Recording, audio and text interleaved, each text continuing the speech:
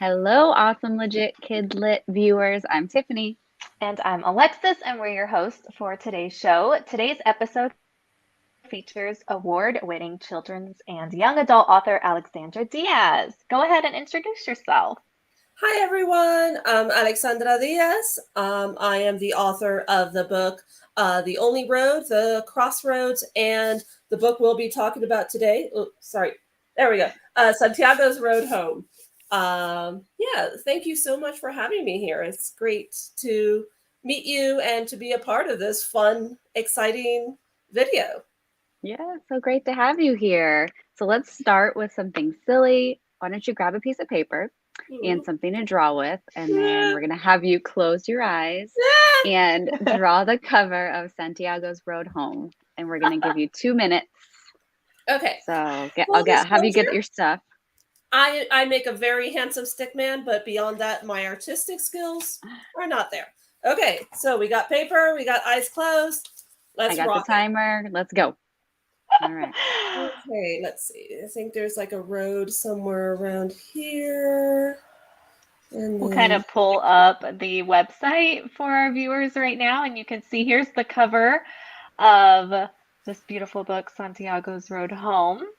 And on Alexandra's website, teachers can find a reader group guide in Spanish and English for all of her books. You can also find a contact page and information about author visits. So have you been able to do any author visits in person lately? Not very many. I've done one or two, and they've all been local. So yes, I would love to do more author visits. I love to travel, so traveling is never a problem. But yeah, most of the visits I have been doing are virtual, which is totally fine as well, because I got the opportunity to do a virtual visit with a school in South Korea. So I thought that was really cool and fantastic, because I wouldn't have been able to do that. I mean, they probably wouldn't have been able to afford to send me to South Korea anyway. But I'm totally up for it, and I'm in Europe. So, any European schools that want to bring me over, I'd love that. Absolutely love that. Wow, that is so cool. Also, we love good stick figures, so you're totally fine with your stick man. Okay. Well, got about 10 seconds. Oh, no. So refine those stick figures. All right. There's the timer. Okay. All Show right. us your brilliant work of art and tell us about your powerful middle grade book. Okay, so here, let's do a comparison. So this is Santiago's Road Home, done by a professional artist. Thank you very much. This is my idea of what Santiago's Road Home looks like if I were in charge of, doing it. Obviously, I think the other one has much more markability and sellability. So you want to... Oh, no. Cover. Sorry. That's okay. Please repeat yourself. Do you want to hear about the cover or the book? Yeah, how does the cover tie in with the book? So the cover, I think they did a really good, they, not me, they did a really good job with the book, because it shows Santiago, who is like that little stick figure right there. And he meets mother and daughter, Maria Dolores and Alegria. And Santiago comes from a very abusive family. So when he meets these two young women, he decides to travel with them to el otro lado, in other words, the United States, because they are the first nice people that he has encountered in a very long time. And he has nothing for him at his house. Well, he doesn't really even have a home. So he might as well go with them. And he's really good with kids, he has this instant bonding with these two women. Well, one woman, one girl, mother daughter. And yeah, so he bonds with them quickly, and unfortunately, it is very challenging for people to make it to the United States safely. Not only are there a lot of human dangers, but there's a lot of environmental dangers as well.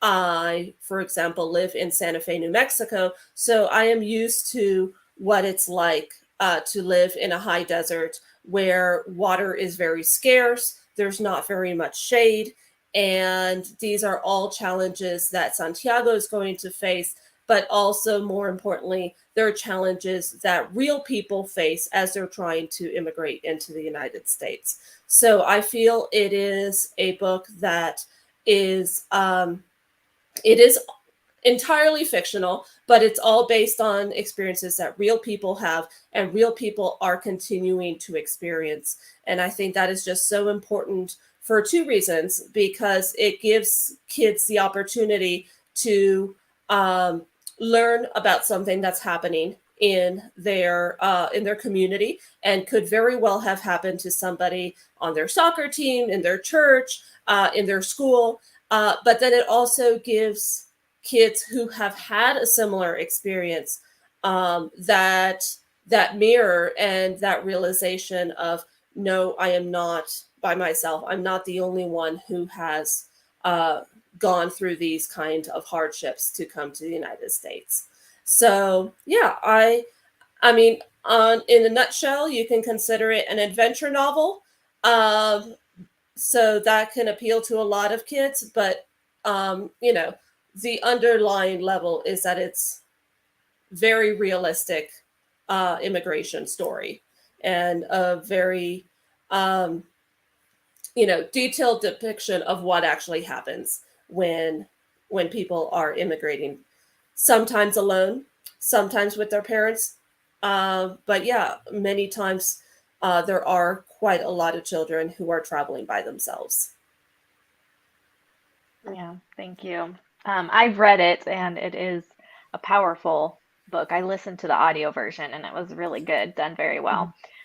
So thank you for sharing that story. Let's talk about, so most of our viewers are middle school age, and middle school is full of awkward moments. What is something that has happened to you that's cringeworthy or awkward? Oh, only one thing? Let's. Okay, so technically it took place when I was in high school, but I'm going to mention it anyway because it's still quite cringeworthy. So I did a lot of babysitting when I was a teenager. I started babysitting when I was in middle school, maybe even a little younger, maybe when I was 10. But at any rate, this happened when I was 16. And I was taken on a trip to Hawaii by a single mother, to take care of her two kids while she, did fun adult things. Okay, great. So I'm in Hawaii. I got, a horrible, horrible sunburn, because that's what happens when you are not used to being exposed to the sun. And I'm walking with the kids and I see this group of really attractive guys. And, I'm kind of looking at them and kind of like, whatever. As soon as we pass them, one of my kids says, "Alex, why are your legs so red?" And of course, this group of really attractive guys turns, looks at me, points, and laughs. And I was absolutely mortified because, yes, he had to have said that right when I was trying to, okay, what's going on here? So that's my embarrassing story that I'm going to share with you. Moral of the story: if you go to Hawaii or anywhere, use sunscreen. Just do it. Definitely agreed. And that was probably really painful too. Were you like in pain afterwards? Oh gosh, yeah, I was in pain for days. For days. Your heart was in pain and then your legs were in pain. Yeah. Out of all of the characters in your books, which one would you say is most like you? Oh, that is so hard because there's a little bit about me in every single book that I write. Or like, sorry, every single character I write has, some element of me. Some books have more of me than other sorry. Some characters have more of me than other characters, but they still all have a little bit of me. So um, my first book was a young adult book, and it's called Of All the Stupid Things. It's no longer in print. However, if you want a copy, I think I can find you one. Not a problem.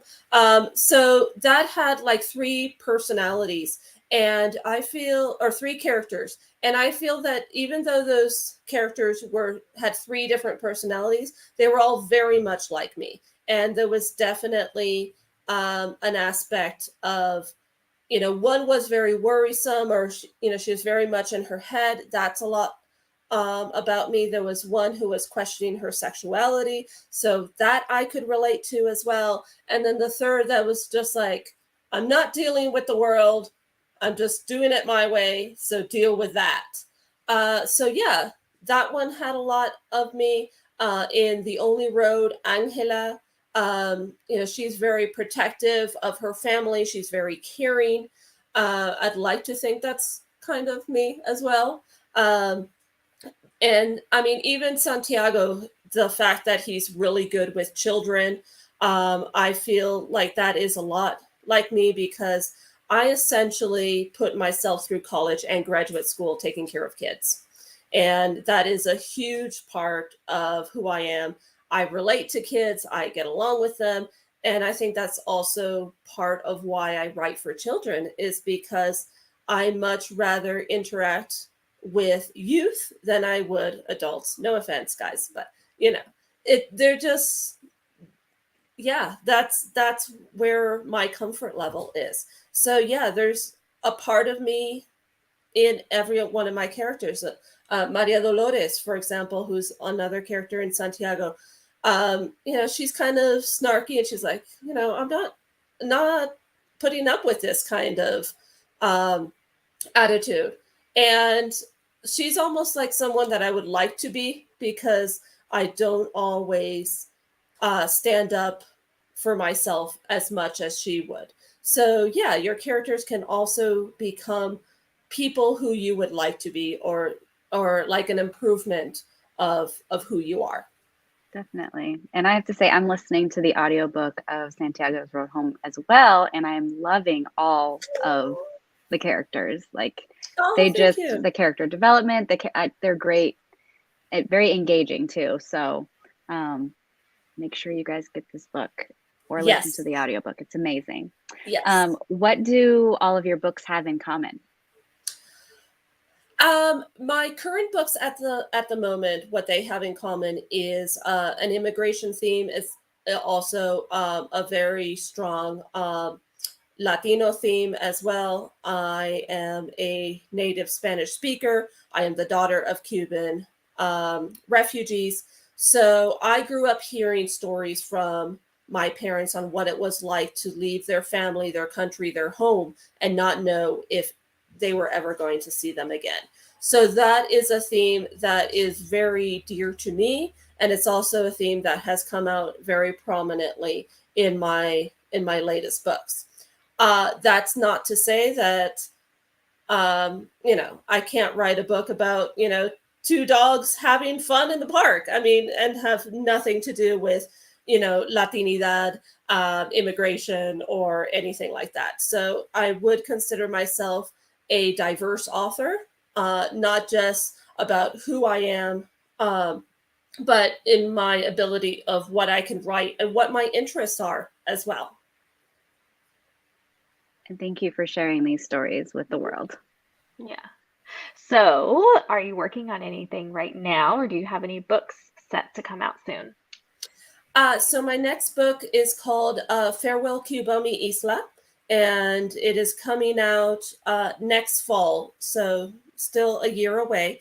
And it is loosely inspired by my parents' immigration to the United States in the 1960s. So it is historical fiction, but it is also very important to remember that it is really just fiction.